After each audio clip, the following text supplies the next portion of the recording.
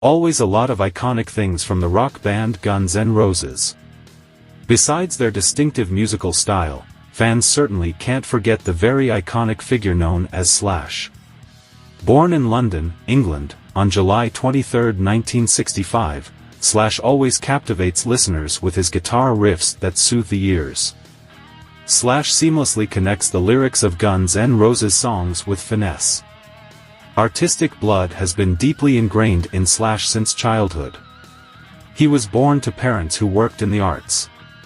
Slash's mother, Ola Hudson, was a fashion designer who worked for David Bowie, and his father, Anthony Hudson, was an artist who contributed live ensembles for famous musicians including Neil Young and Joni Mitchell. Unfortunately, in the 1970s, his parents divorced, and he lived with his grandmother until he could understand what was happening in his family. The artistic blood flowing from both of his parents led Slash, as he grew up, to delve into the world of art. During his teenage years, Slash probably never thought of becoming one of the world's skilled guitarists. In the 1970s, Slash was actually interested in the world of sports, particularly BMX. The youth trend and his passion for BMX made Slash turn his hobby into a competitive arena. Slash even won several regional and international competitions at that time. If he hadn't become a guitarist, Slash might have truly been behind the handlebars of a BMX until his old age. At the age of 15, his grandmother gave him a guitar that reportedly had only one string. From there, he began to be interested in the world of music and delved into Led Zeppelin, Eric Clapton, the Rolling Stones, Aerosmith, Jimi Hendrix, Jeff Beck, and Neil Young. He considered Aerosmith's album, Rocks, to be life-changing for him. Not to mention the very valuable opportunity for him to play with Jeff Beck, Eric Clapton, Lenny Kravitz, Paul Rogers, Michael Jackson, Brian May, and many others. School became chaotic as he often skipped classes to play the guitar all day outside. His schooling was indeed chaotic, but fortunately, his social relationships improved. Other kids found Slash quite interesting and fun. It is said that the name, Slash, is a nickname from one of his friends named Seymour Castle, because he always quickly moved on to something else. Slash also began jamming with many young bands until he eventually dropped out of school when he was still in the 10th grade. Like any entertainer, Slash surely always delivers a performance to the fullest. He's also able to appear fashionable with his own style. One of his trademarks is the round black hat that always adorns his head during concerts or in Guns N' Roses videos. The round hat suits Slash because in his childhood, he once stole that hat from a store. Then, Slash cut a belt and wrapped it around the stolen hat. This childhood experience made the round hat trend, the only distinctive image of Slash. Slash has become an icon of hard rock guitar, playing with wild and aggressive riffs, inspired by blues music that emphasizes the power of bending and cutting vibrato techniques, thus able to surpass virtuoso shred warriors like Yngwie Malmsteen or Steve Vai. All the advancements in guitar make a lot of things complicated, says Slash. I'm not intimidated by those things, my fundamental roots come from hard rock. You can do millions of things using that foundation.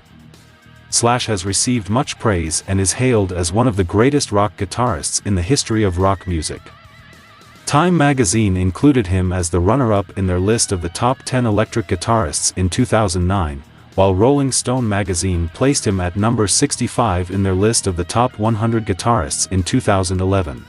Guitar World ranked his guitar solo in the song, November Rain, at number 6 on their list of the top 100 guitar solos in 2008, while Total Guitar placed the intro riff of the song, Sweet Child O' Mine, at number 1 on their list of the top 100 riffs in 2004. In 2012, he was finally inducted into the Rock and Roll Hall of Fame as a classic member of Guns N' Roses. At the peak of his career with Guns N' Roses, Slash's fame and success were often accompanied by a hard lifestyle. He got caught up in the dark circle of drugs and alcohol that took a toll on him. In the February 1995 issue of Metal Hammer magazine, it was reported that Slash had died for 8 minutes. This unusual event happened at a hotel in San Francisco in the early 1990s while he was on tour with the band. While resting in his room, Slash experienced an overdose of a deadly mix of cocaine and heroin, known as a speedball. As a result, the now 58-year-old man suffered a heart attack. For 8 minutes, his heart had stopped beating, he wasn't breathing, and the hotel staff pronounced him dead. Matt Sorum, the band's drummer at the time, upon hearing the news of Slash's death, quickly called an ambulance. Somehow, by some miracle, he was fortunate enough to come back to life. It was after this incident that Slash decided to quit being addicted to drugs, alcohol, and heroin. "I really embraced it, and I came out of it very happy, and all the energy I used to destroy myself, I now use entirely in music. I am definitely lucky," Slash said in an interview with Belfast Live. His career story extends beyond being a member of Guns N' Roses. After leaving the legendary band in 1996, Slash embarked on an intriguing journey in building a solo career and collaborating with various renowned musicians. His first solo project was the self-titled album released in 2010, featuring various collaborations with famous musicians such as Ozzy Osbourne and Fergie. The album was a commercial and critical success, demonstrating that Slash possessed undeniable talent even without the big GNR name behind him. In addition to his solo career, Slash has been active in collaborating with various musicians and bands. He co-founded Velvet Revolver, a supergroup formed with former GNR members, and released 3 successful albums. Furthermore, he has been involved in various projects with other musicians, including blues singer Beth Hart and rock band Miles Kennedy and the Conspirators.